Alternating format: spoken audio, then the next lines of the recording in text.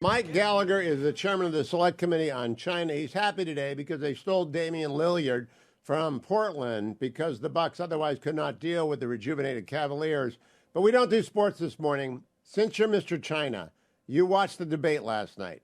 What did you hear that you wanted to hear? What did you not hear asked or answered last night? Well, first, Hugh, I'm happy today because it is my 4th anniversary. So I have to say happy anniversary to the fetching Mrs. Gallagher, who is the greatest wife and mother in the world. So she listens to you religiously, Hugh. So I'm sure right now she's listening to me. That's better than the fetching Mrs. Hewitt, who does not listen to me at all. But go ahead. Well, I've met your wife, Hewitt, and you certainly have outkicked your coverage, as have I did. So both of us just have to be grateful for that every single day. As for the debate last night, I think the good is we got more of a China discussion than we did in the first debate. Certainly, we had I think what we could call a substantive debate on the issue of TikTok. Maybe the bad is that the debate on China didn't really focus on what I think is the most critical component of our new Cold War with China, which is the military dimensions of the competition. It was mentioned around the edges in the context of Ukraine, but particularly at the Reagan Library and in light of Reagan's legacy of a 600-ship Navy, rebuilding the military, I think it was a missed opportunity to really push the candidates on what is their plan, not only for fixing a readiness crisis, for succeeding where Trump failed in terms of rebuilding the Navy, but also fixing a recruitment crisis that is threatening the very existence of the all-volunteer force. The ugly, I don't know how you saw this in terms of the format, but it did seem like a lot of time was wasted with candidates talking over each other, yelling at each other. I think the solution to that, Hugh, is that, there should be far fewer people on the debate stage. The fact that only really one candidate dropped out between the first and the second debate, I don't understand that, Hugh. If there is to be a meaningful challenge to Donald Trump for the nomination, the field has to consolidate. It seems not to be consolidating. I don't know who in the RNC controls criteria for getting on the debate stage, but the criteria should be much higher for the third debate. And there, in my opinion, there should be like half the number of people that were on this debate stage. Now, I do not know the answer to the TikTok question that was asked of Vivek Ramaswamy. Why did you join? And I do not know the answer to whether or not he took money from the same Chinese firms that did business with Hunter Biden. I don't know. But I do know he did not answer the TikTok question. And do we need to know the answer to the second question, Mike Gallagher? Well, I think we need to know the answers to both questions. TikTok, as we've talked about before, Hugh, is on the cusp of becoming the dominant media platform in America. And what we've learned due to recent Wall Street Journal reporting is that when TikTok CEO came before Congress and testified, casting doubt on ByteDance's control of TikTok, that he was lying because ByteDance is sending more and more executives to America, to TikTok, to exert further control, so much so that employees are complaining that meetings are being conducted in Mandarin. And it further proves the fact that TikTok is controlled by ByteDance and ByteDance is controlled by the CCP. So I think it's fair to ask Vivek, who previously described TikTok as digital fentanyl and called for its ban, and then met with a TikTok influencer and changed his mind, why he changed his mind. Obviously, he's very intelligent. I'm sure he'll have some sort of answer. But if the answer is simply, well, we have to reach younger voters, to me, that's not persuasive because there are many other ways to reach younger voters. And the national security concerns are so overwhelming that being afraid of angering, Zoomers is not a legitimate answer, in my opinion. On the second issue, yeah, I think it's fair game, particularly if it was the same Chinese entity that paid Hunter Biden. He claims he got out of China. I get it. Everyone's, for 2 decades made the mistake of engaging economically with China. But this was 2018, 2019, after the shift on China was already underway, after the Trump administration had released its national defense and national security strategy. So, I think both of those questions are fair game, and also perhaps an opportunity for Vivek and anyone else to then articulate a smart and strong critique of the Biden administration's renewed push for economic and diplomatic engagement with China, which is very dangerous for reasons we've talked about multiple times on your show, Hugh, because it slows the defensive action that we need to take to defend ourselves from growing Chinese Communist Party aggression. Chairman Gallagher, the commander-in-chief question came up rather obliquely last night, and I hope it comes up much more directly about what do you as commander-in-chief view China as? I view it as a threat. I am curious, how would you frame the commander-in-chief question vis-a-vis China, which is overwhelmingly our existential threat? If it was just Iran, I would not be losing sleep. If it was just Russia, I don't even know their nukes work anymore.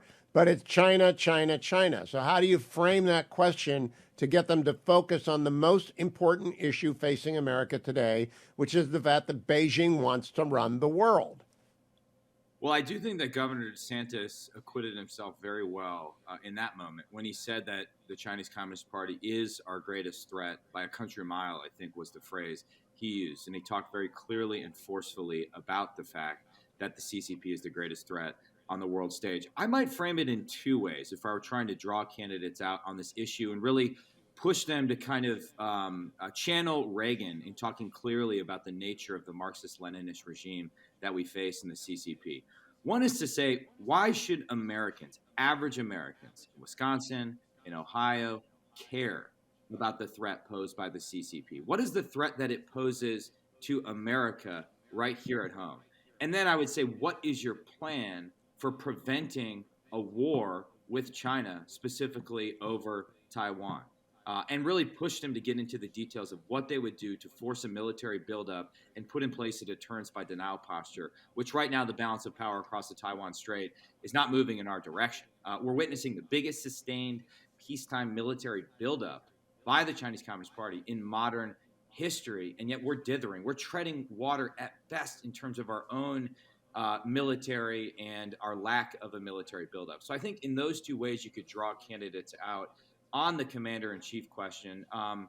Maybe there's also a process question to ask at some point about who do they go to for counsel on these issues? Who do they admire, past or present, in terms of how they've dealt with foreign threats? I've gotten a lot of pushback, Hugh, when I initially described the threat posed by the CCP as existential. But I do think it's existential in at least two senses. One, a war with China could escalate to a nuclear war, which would have existential consequences for America. And it further emphasizes the need to put in place a coherent deterrence posture. It's also existential in the sense that if we allow China to continue to dominate key supply chains and control the commanding heights of critical national security technologies, their coercive power could be such that every industry and many American citizens, like the NBA and like Hollywood, will be so afraid to say anything critical of China that it will fundamentally change the nature of our free society. And if you don't see those two things happening, then I'm not quite convinced that you understand the stakes of this new Cold War with Communist China. Now, Chairman Gallagher, you're a Marine. You served in Iraq. And that means your wife is a military spouse and your parents were worried about you when you were in Iraq. That means Ron DeSantis spoke as an Iraq veteran last night. Nikki Haley spoke as the spouse of a deployed American military soldier right now, and Vice President Pence spoke as the father of a son and son-in-law on active duty. Do those ingredients matter in your view, particularly Governor DeSantis saying, I will be the first president since I think Nixon actually served in uniform. Reagan did too. What did you think of the governor's answer and of the connection here in terms of importance in the primary?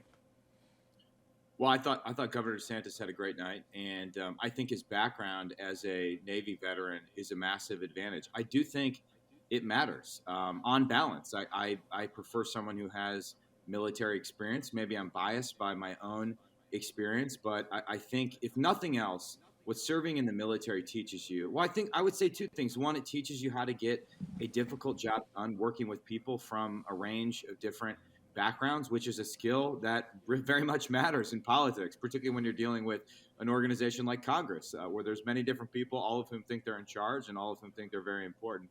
The second thing I think is just a general love of this country and a demonstrated willingness to put country ahead of party or narrow parochial or political interests. I also think maybe a third thing, it increases the likelihood that as commander-in-chief, you will have the intestinal fortitude and the creativity necessary to bend the Pentagon bureaucracy to your will, because too often what we see is that presidents who don't take a personal stake in a military rebuild or appoint a strong Secretary of Defense and empower them simply get overwhelmed by the status quo minded bureaucracy and the thousands of general and flag officers and the army of civilians in the Pentagon who don't want to reform the institution and don't want to operate on a war footing. And in fact, I use the term army deliberately because the civilian workforce in the Pentagon is much bigger than the United States Army. It is the biggest service branch out there. I got to ask you one quick question. I have a Washington Post column blasting the Knucklehead Caucus because they're about to cut off pay to military. And they say, oh, don't worry, they'll get it back. You know, if you interrupt an E1, E2, E3's pay for 2 weeks or a month, you're screwing them over. Have you talked to your colleagues about what this does to the actual men and women who are on the front lines and all around the world and serving at ships at sea when the money doesn't come in and their spouse at home has to buy food?